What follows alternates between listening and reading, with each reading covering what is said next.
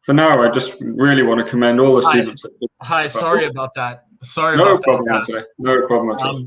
My browser decided to spaz out or whatever. Don't worry, it happens. It's happened to all of us at some point in the last few days, so really don't worry. Yeah, feel free to start whenever you'd like. I'm going to present from this first slide, so you can start the timer when I start speaking. Go for it. So hi, I'm Anthony Ubah from McGill Carbon's ECE research group. My current research is centered on evaluating graphene oxide as a printed circuit substrate. Next slide, please. So we're all here to contribute in some capacity to solving the growing problem of global electronic waste. In my work, I propose we use graphene oxide and reduced graphene oxide as the primary construction materials for printed circuits of all kinds. Graphene oxide is an insulating oxidized version of graphene, and its electrically conductive cousin, reduced graphene oxide, is derived from graphene oxide by removing the oxidizing molecules. Next slide, please.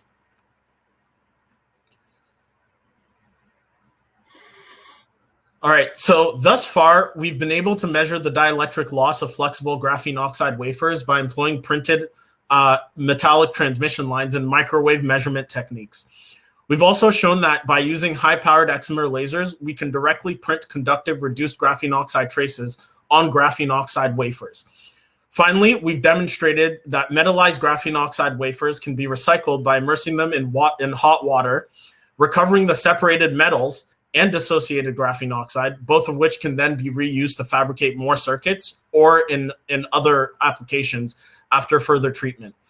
This proves an inherent closed circular life cycle of circuit boards made from this material, and should further research prove that graphene oxide is an electrically viable material, we could potentially reduce the amount of global waste electronics by eliminating printed circuits of all kinds from the equation.